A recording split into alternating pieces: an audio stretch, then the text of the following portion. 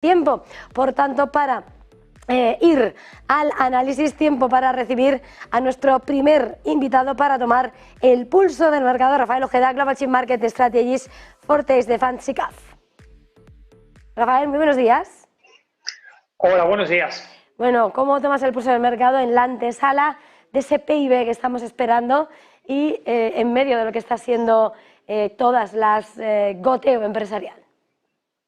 Pues con mucha expectación, porque hasta ahora todos los datos que teníamos eran datos adelantados, pero el dato del PIB ya no es un dato adelantado, es un dato real, y vamos a ver si realmente el impacto arancelario, bueno, pues empieza a hacer ver a Donald Trump pues las medidas que está tomando, si son positivas o no son tan positivas para su país.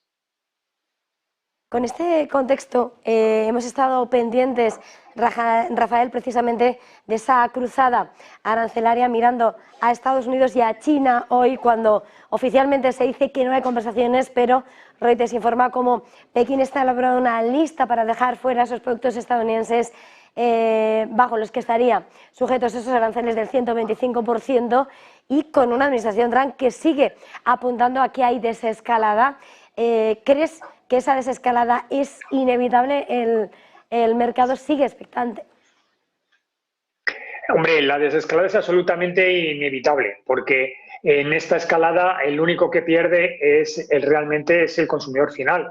Y consumidor final hablamos de Estados Unidos muy por encima de China. Tenemos que darnos cuenta que China es una economía mucho más resiliente que la norteamericana y Estados Unidos está mucho más dependiente de las exportaciones norteamericanas que China de las exportaciones norteamericanas. Tenemos que darnos cuenta que China exporta aproximadamente 5 veces más a Estados Unidos de lo que Estados Unidos exporta a China, y por tanto China tiene un mayor interés técnicamente en que su economía no salga tan perjudicada, y por eso quiere seguir exportando mucho.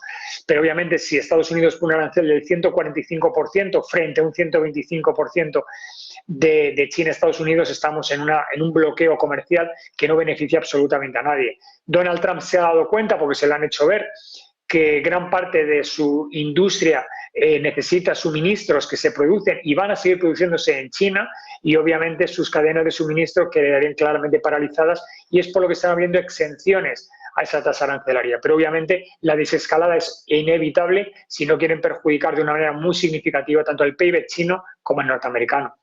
Mirando precisamente a esa desescalada, hoy estamos viendo como en medio de multitud de protagonistas empresariales, de cuentas, donde se ven caídas de las ventas, donde se ven horizontes empañados por las incertidumbres, hay optimismo en el sector automovilístico esperando esas exenciones arancelarias, mirando a los componentes que está cotizando el mercado. Sin lugar a dudas, el sector auto es uno de los más castigados desde el inicio de la cruzada arancelaria. ¿Cuál es vuestra posición? ¿Cuál es vuestra lectura? Bueno, pues tú muy bien indicas. La lectura es que se va a producir una desescalada porque Estados Unidos, que tiene un gran interés en que se produzcan coches en Estados Unidos, pero obviamente los coches se pueden fabricar en Estados Unidos, pero los componentes, que son miles de componentes, se producen a lo largo y ancho de todo el mundo. Y van a seguir produciéndose así, porque es que no tiene mucho sentido que esos componentes también se produzcan en Estados Unidos. Y ese es el gran problema. Entonces se han dado cuenta que una parte muy sustancial de esos productos se fabrican en Europa, incluso en China, en Vietnam, y entonces tienen un gran problema. Entonces, por lo que está produciéndose esta desescalada arancelaria, por lo menos en determinada serie de productos. Y eso es lo que está sucediendo. El ejemplo más claro lo tenemos con Boeing, que no tiene que ver con el sector automovilístico.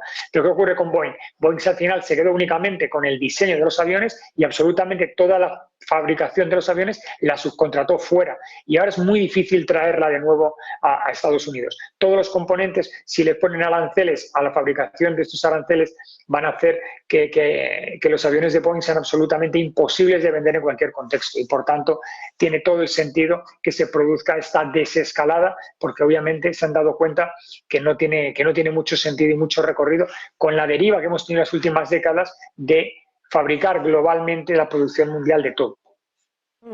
A la hora de mirar este contexto, apuntábamos directamente en las últimas horas a cómo las tensiones siguen puestas sobre la mesa. Por ejemplo, en el caso particular, Microsoft señalando cómo cumple con las leyes mientras sigue la escalada entre Estados Unidos y la Unión Europea, mirando esa forma de estrategia, esa renta variable, esas equities, enfrentando Wall Street, Europa.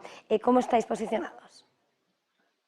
Bueno, pues lo que estamos haciendo es reducir de momento la exposición en Estados Unidos, ampliando la exposición en Europa, porque entendemos que en estos momentos esta deriva puede llevar una enorme volatilidad que quizás los mercados sean difíciles de consentir, puede aguantar. Tenemos que darnos cuenta que estamos acostumbrados a volatilidades bastante más reducidas de las que en estos momentos estamos, y sobre todo ante la incertidumbre de qué puede ocurrir. Todo apunta a que Estados Unidos y China van a llegar a un momento en el cual firmarán algún tipo de consenso y reducirán drásticamente los aranceles, pero también puede ocurrir lo contrario. Y como estamos en manos de un personaje como es Donald Trump, que mañana puede romper la baraja y decidir lo contrario, pues no tiene demasiado sentido. Cuando veamos las cosas más claras, volveremos a Estados Unidos. ¿Qué ha ocurrido? Hay más de 45.000 millones en fondos que se han marchado de Estados Unidos a Europa, de fondos europeos precisamente.